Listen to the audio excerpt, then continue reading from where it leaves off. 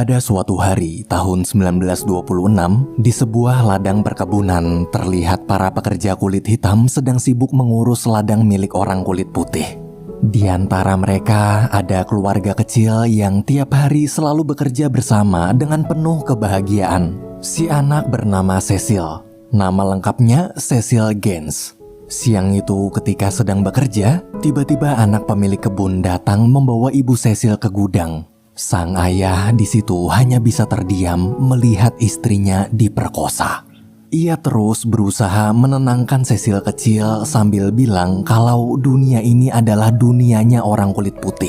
Kita orang kulit hitam tak berhak melawan. Tak lama kemudian, waktu si anak pemilik kebun keluar dari gudang, ayah Cecil memanggil dan menatapnya dengan penuh amarah.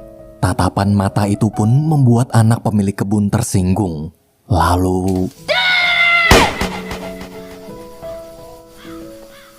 sang ayah tewas tertembak di depan kedua mata Cecil.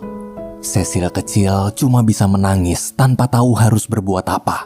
Si nenek pemilik kebun yang mendengar suara tembakan barusan pun datang, lalu menyuruh para pekerja lain mengubur mayat ayah Cecil. Karena kasihan, si nenek memutuskan untuk merawat, mendidik, dan memberi Cecil pekerjaan sebagai pelayan di dalam rumah. Keesokan harinya, nenek mulai mengajari Cecil bagaimana caranya menjadi pelayan yang baik. Mulai dari memberikan hidangan dari arah kanan, tak boleh ada suara sedikit pun saat menaruh gelas atau piring, suara nafas tak boleh sampai terdengar, serta banyak pelajaran lainnya. Bertahun-tahun Cecil bekerja dan tumbuh di sana. Hingga suatu hari, Cecil memutuskan untuk pergi. Ia kemudian berpamitan pada ibunya. Semenjak peristiwa pemerkosaan dulu, ibu Cecil jadi gila. Meski sedih harus meninggalkan sang ibu dirawat oleh sesama pekerja lain, Cecil yakin ibunya pasti setuju bila dia pergi merantau demi mendapatkan kehidupan yang lebih baik. Ketika berpamitan pada nenek, si nenek sangat sedih karena sudah menganggap Cecil seperti cucunya sendiri. Ini pertama kalinya Cecil keluar dari wilayah perkebunan menuju kota. Selama perjalanan, dia melihat banyak sekali kekejaman yang jauh lebih parah. Tak ada satupun orang mau memberi tempat berteduh, rasisme di mana-mana, bahkan orang kulit putih bebas membunuh orang kulit hitam di jalanan tanpa dihukum. Pada masa itu, hukum sama sekali tak berpihak pada orang kulit hitam. Tapi hukum justru diciptakan untuk menghukum orang kulit hitam. Di kota, saking laparnya, Cecil sampai nekat mencuri makanan. Beruntung pelayan toko yang memergoki Cecil orang baik. Bukannya menghukum, dia malah mengobati tangan, bahkan memberikan Cecil pekerjaan sebagai pelayan. Slow down. See what it is. Anticipate. Gotta look through the eyes. Got it? Strokes, yeah. I got it. Right this way.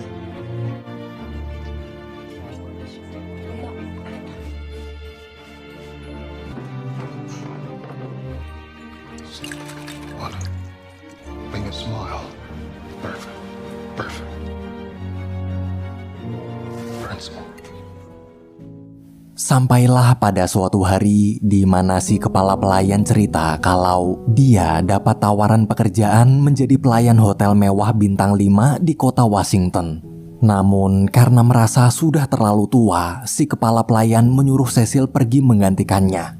Ia juga menasihati Cecil muda itu bahwa seorang pelayan memiliki dua wajah. Wajah pertama adalah wajah aslinya, sedangkan wajah kedua yaitu wajah yang ditunjukkan saat melayani orang kulit putih. Ia berpesan semewah atau sesulit apapun kehidupan Cecil nanti, jangan sampai kita kehilangan wajah asli kita. Pada 1957, Cecil mulai bekerja di sana. Bertahun-tahun lamanya menjadi pelayan hotel, kini Cecil terlihat telah menjadi pria dewasa yang pandai mengambil hati para tamu kulit putih. Dia juga sudah menikah dengan wanita bernama Gloria serta memiliki dua putra yaitu Louis dan Charlie.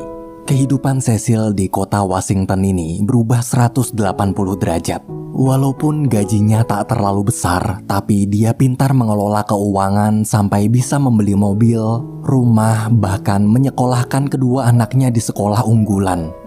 Pagi itu saat sedang berkumpul bersama keluarga, mendadak Cecil dapat telepon dari kepala pelayan Gedung Putih Kepresidenan. Cecil diundang datang ke sana.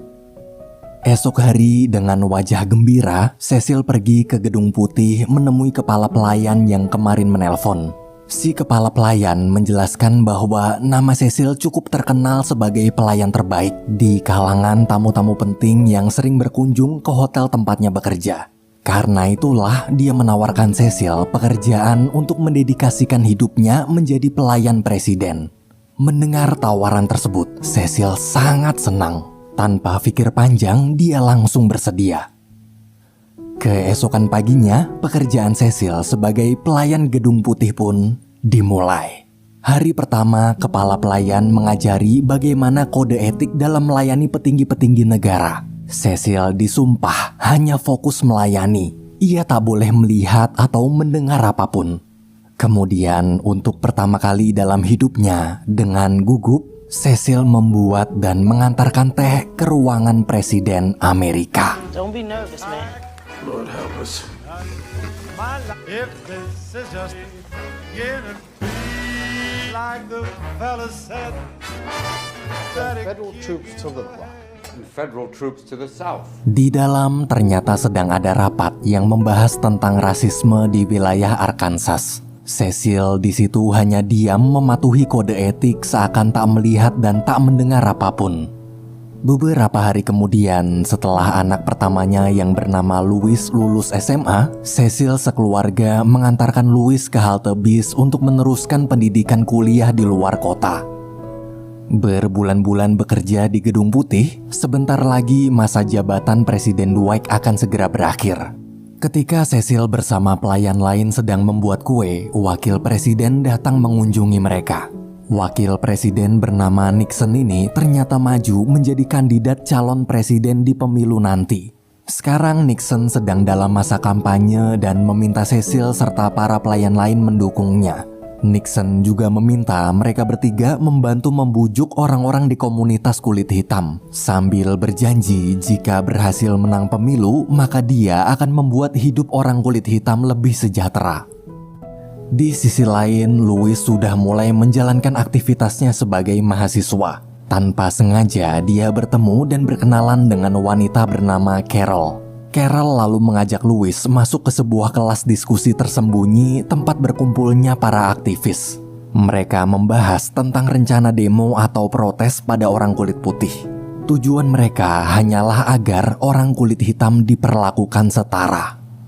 Beberapa hari berlalu setelah diskusi merancang rencana, melatih mental, dan menentukan lokasi. Hari ini tibalah hari di mana mereka semua memulai aksi demo pertama mereka. Di sebuah kafe, Louis bersama yang lainnya duduk di bangku orang kulit putih. Si pelayan lalu menyuruh pindah ke bangku khusus orang kulit hitam, namun mereka menolak. Mereka semua tetap duduk tegak, menuntut kesetaraan. We would like to be served, please. Establishment, make them go. This is not for you. You cannot people sit. Now, y'all know you're not supposed to sit there. Do as you're told and sit in your place. Come on, Robert, let's go. With pocket change and the local phone numbers for ambulance.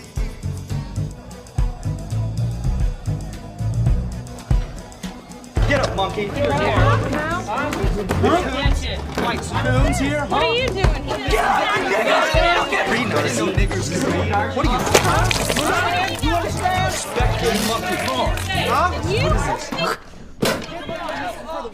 Look at me! Look at me!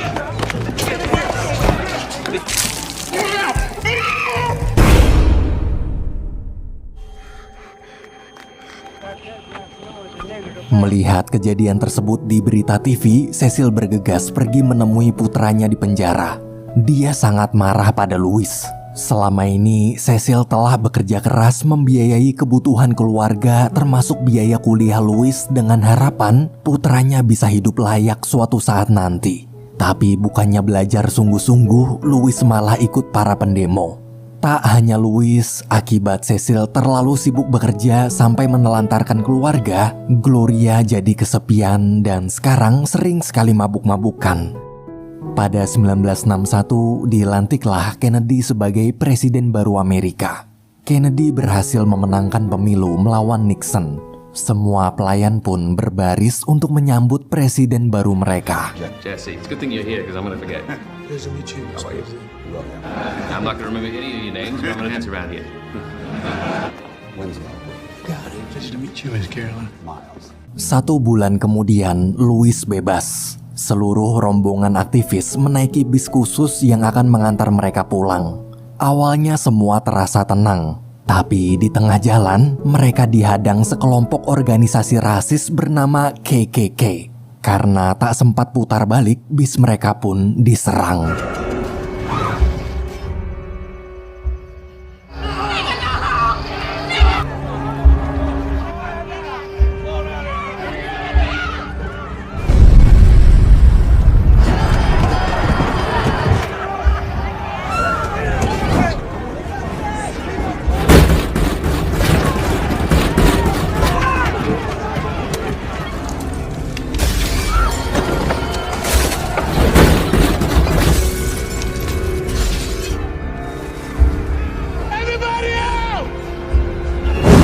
Buat kalian yang belum tahu KKK, bahasa gampangnya KKK itu organisasi mirip satanis tapi berkedok agama. Jadi tujuan mereka hampir sama kayak Nazi. Bedanya kalau Nazi nganggep ras keturunan Jerman itu ras penguasa dunia, sedangkan ras lain cuma ras lemah. Nah kalau KKK nganggep ras kulit putih Eropa itu ras suci, sedangkan ras kulit gelap atau ras di luar Eropa cuma ras rendahan.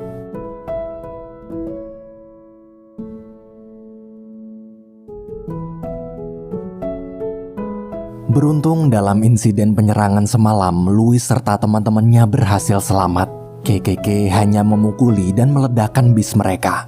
Namun, walaupun rombongan orang kulit hitam tersebut adalah korban, polisi justru malah menangkap mereka semua karena dianggap sebagai perusuh. Bahkan mereka ditahan lebih lama dari sebelumnya, yaitu 3 bulan kurungan. Beberapa waktu berlalu, semenjak bebas, para aktivis tak menyerah dan terus-menerus melakukan protes tanpa henti, bahkan dengan jumlah yang semakin besar.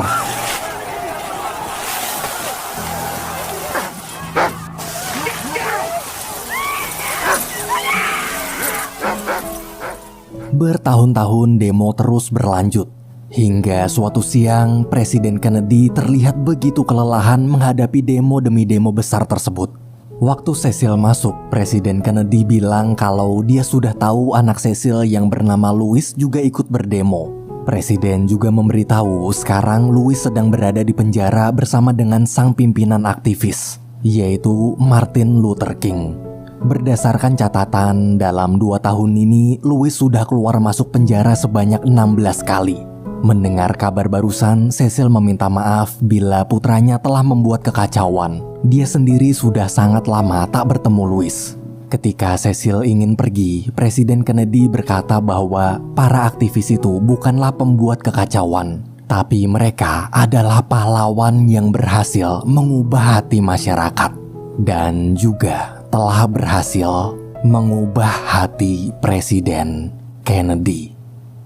Keesokan harinya, untuk pertama kali dalam sejarah Amerika Serikat, akhirnya ada seorang presiden yang berani membuat revolusi besar demi membela hak-hak orang kulit hitam. Hotels, restaurants, that no American in 1963 seems to me to be an elementary right. A great change is at hand, and constructive for all. Our obligation, our inviting shame, as well as violence. Namun, sebelum sempat menjalankan revolusi kesetaraan semua ras itu, Presiden John Kennedy terbunuh. Kepala sang presiden tertembak oleh sniper misterius ketika sedang mengendarai mobil. Mengetahui berita tersebut, hati Cecil dan seluruh rakyat kulit hitam hancur. Di dapur, Cecil hanya bisa menangis terduduk lemas. Waktu dia masuk ke ruangan presiden, ibu negara masih terus menangis. Menangis syok karena di mobil tadi dia melihat langsung kepala suaminya meledak tertembus peluru tepat di sampingnya. Sesampainya di rumah, Cecil menyampaikan berita duka tadi. Meski ikut sedih, tapi Gloria tak peduli. Ia lebih peduli kondisi keluarga di rumah yang berantakan akibat Cecil terlalu sibuk bekerja. Waktu masuk kamar, ketika sedang merapihkan dasi kenang-kenangan hadiah pemberian terakhir Presiden Kennedy, Cecil sadar selama ini dia telah menelantarkan keluarganya. Semenjak malam itu, Cecil dan Gloria pun memutuskan untuk berubah. Cecil jadi lebih sering menghabiskan waktu bersama keluarga, sedangkan Gloria juga sudah berhenti mabuk-mabukan. Kini kepala pemerintahan pun telah berganti ke Johnson sebagai Presiden Amerika ke-36. Saat sedang membereskan ruang kerjanya, Presiden Johnson tiba-tiba memberikan Cecil sebuah pin. Pin itu adalah pin penghargaan sebagai pelayan kepresidenan terbaik. Malam hari di rumah, Cecil mengundang teman-temannya berkumpul merayakan penghargaan tersebut. Waktu berpesta, mereka semua membicarakan tentang pemerintahan Presiden Johnson yang jauh berbeda dengan Kennedy. Di masa Presiden Johnson ini, rasisme kulit hitam semakin parah. Gagasan revolusi dari Kennedy juga tak pernah dilanjutkan. Akibatnya terjadi kerusuhan besar-besaran di seluruh penjuru Amerika demi menuntut Presiden Johnson agar segera melanjutkan rencana revolusi Kennedy. Namun Presiden Johnson justru membubarkan para pendemo secara brutal. Tembakan polisi di mana-mana sampai hari itu disebut sebagai Bloody Sunday atau Senin Berdarah. Sore hari ketika sedang istirahat, Cecil memberanikan diri pergi ke ruangan kepala staf Gedung Putih bernama Warner. Di sana dia menyampaikan bahwa dia ingin sekali gaji pekerja kulit hitam bisa setara dengan pekerja kulit putih lain. Sekarang ini gaji pekerja kulit hitam sangatlah jauh di bawah pekerja kulit putih hanya karena perbedaan warna kulit. Tapi Warner justru malah menyuruh Cecil berterima kasih sudah diberi kesempatan bekerja di sini. Kalau masih tak terima, maka dia akan memecatnya. Dengan kecewa, Cecil pergi dari sana. Beberapa hari kemudian di rumah saat Gloria sedang menjahit, dia kaget melihat Louis yang telah bertahun-tahun menghilang akhirnya pulang. Malam hari, Louis mengajak pacarnya makan malam di rumah. Cecil di situ berusaha tetap tenang menahan amarah meski di hadapannya ada anak durhaka. Namun sikap dan ucapan kurang ajar Louis lama-kelamaan membuat amarah sang ayah meledak. Get the hell out of my house! I can't this boy. I can't take this no more. I didn't mean to make fun of you. Everybody just sit down. Sorry, Mr. Butler. Get on out! You're a hero. Get out of this house.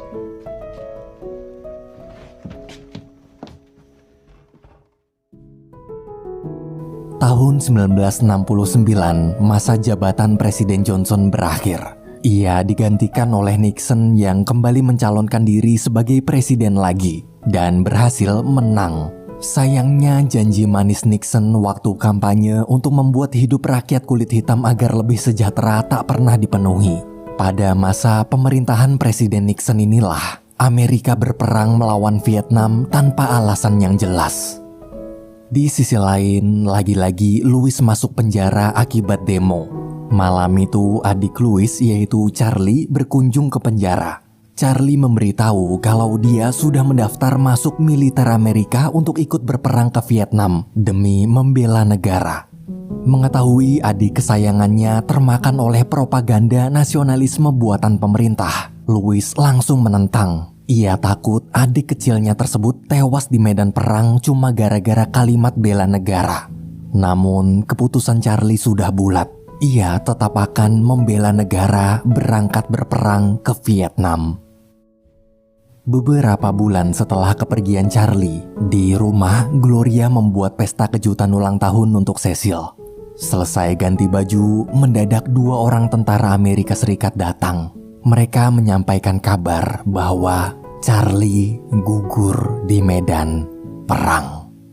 Di hari ulang tahun yang harusnya bahagia ini justru diselimuti kesedihan. Keesokan paginya, di pemakaman Charlie, semua anggota keluarga Cecil datang, kecuali Louis.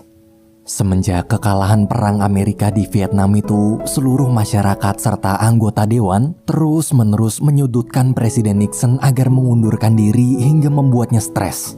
Tiap hari Presiden Nixon selalu mabuk-mabukan. Saat Cecil masuk mengantar minuman, Nixon bertanya apakah dia telah gagal menjadi presiden. Cecil tak mau menjawab pertanyaan tersebut. Dia lebih kecewa karena sang presiden tak pernah menepati janjinya waktu kampanye dulu. Di dapur, Louis datang hanya untuk menyampaikan kalau dia sekarang telah lulus kuliah. Cecil di situ tak bangga sedikit pun. Dia malah mengusir Louis sambil bilang seorang kakak yang tak datang ke pemakaman adiknya tak pantas dibanggakan. Tahun demi tahun berlalu, berkali-kali Presiden Amerika Serikat silih berganti. Hingga pada tahun 1986, Ronald Reagan pun memimpin Amerika. Tahun pertama menjabat, Reagan meminta Cecil untuk menyampaikan suatu pesan rahasia pada seseorang. Sore hari, Cecil kembali menemui Warner. Di sana dia lagi-lagi memohon agar gaji para pekerja kulit hitam dinaikkan. Tak perlu naik terlalu tinggi, cukup disamakan aja dengan pekerja kulit putih. Soalnya dia udah kerja di sini selama 20 tahun, nggak pernah naik gaji. Lagi-lagi jawaban Warner merendahkan, bahkan dia memecat Cecil detik itu juga. Mendengar pemecatan barusan, Cecil tersenyum. Ia lalu menyampaikan pesan rahasia dari Presiden Reagan. Pesan bahwa Warner dipecat karena selama ini terbukti telah menahan hak-hak staf pekerja kepresidenan. Dengan perasaan lega, Cecil keluar dari ruangan. Dan semenjak itu, gaji seluruh staf kulit hitam di Gedung Putih naik. Minggu demi minggu berlalu, ketika sedang sibuk bekerja, istri Presiden Reagan memanggil. Karena kagum atas dedikasi Cecil hingga menjadi pelayan terbaik di Gedung Putih, Ibu Negara mengundang Cecil bersama istrinya menghadiri pesta penting nanti malam. Bukan sebagai pelayan, tapi sebagai tamu spesial Presiden.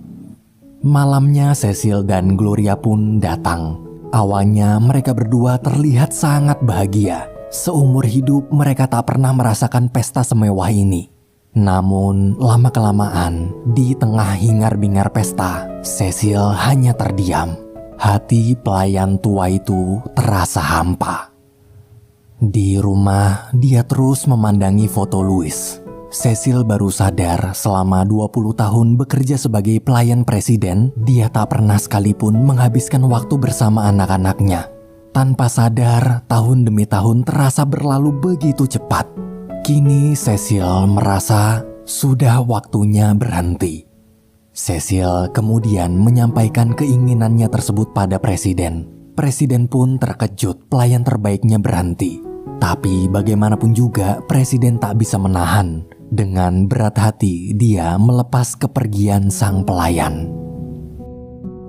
Keesokan harinya, saat Louis sedang memimpin para aktivis berdemo menuntut Nelson Mandela dibebaskan, dari kejauhan dia melihat ayahnya datang. Louis menghentikan orasi lalu menghampiri Cecil dan bertanya kenapa dia datang ke sini. Cecil menjawab kalau dia ingin ikut demo bersama putranya. Louis di situ kaget. Ia takut bila nekat ikut demo, maka Cecil bisa ditangkap polisi. Louis khawatir bagaimana bila Cecil kehilangan pekerjaannya. Mendengar itu, sang ayah menjawab, "Selama ini aku telah kehilanganmu." I'm sorry.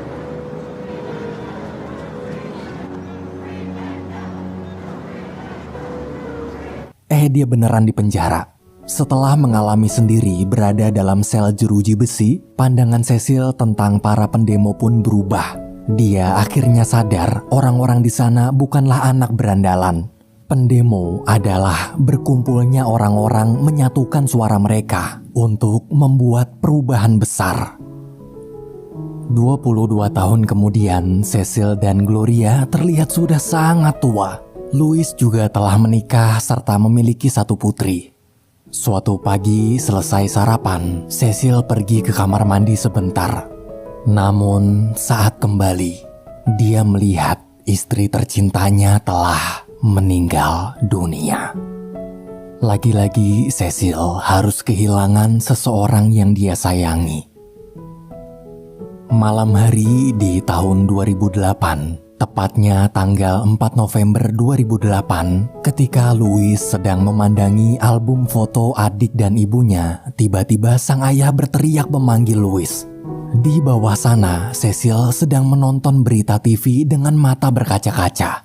Pria tua itu akhirnya melihat terpilihnya seorang presiden berkulit hitam pertama dalam sejarah Amerika, yaitu Barack Obama. I project that Barack Obama, all things are possible if the dream of our founders, the power of our democracy. Who still wonders? Pada tahun 2009, setelah resmi dilantik sebagai presiden, Obama mengundang Cecil ke Gedung Putih untuk menceritakan kisah perjalanannya dalam melayani 7 presiden Amerika. Sebelum berangkat, terlihat Cecil sedang merapihkan dasi kenang-kenangan pemberian Presiden Kennedy dan juga pin penghargaannya.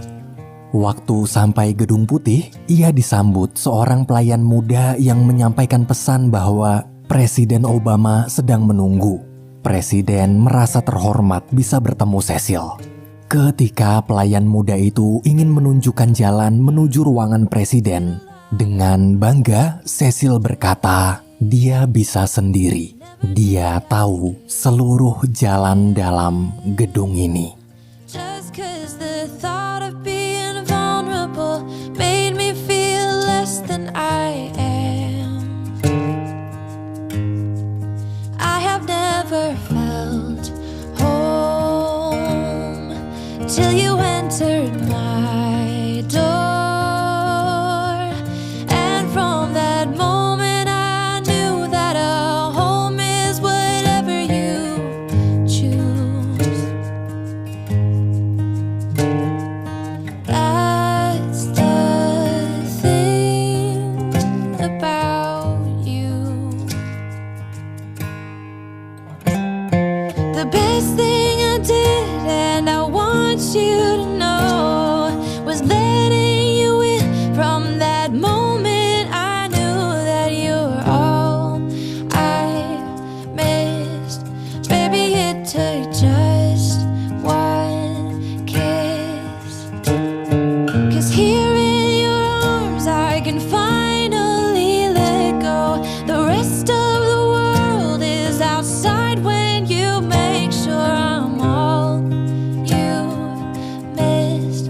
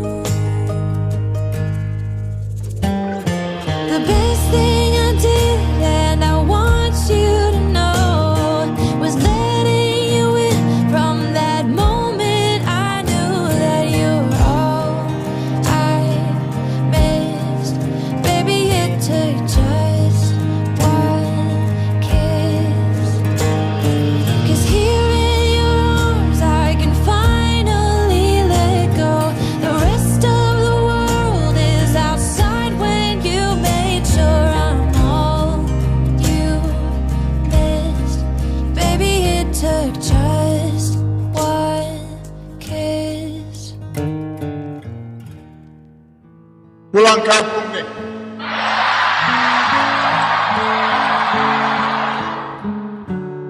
Indonesia bagian dari diri saya. And I learned to love Indonesia while flying kites and running along the paddy fields and catching dragonflies, buying sate, bakso from the street vendors. I still remember the call of the vendors. Sate! I remember that. Bakso! Enak, eh? But I was determined to visit a country that's meant so much to me.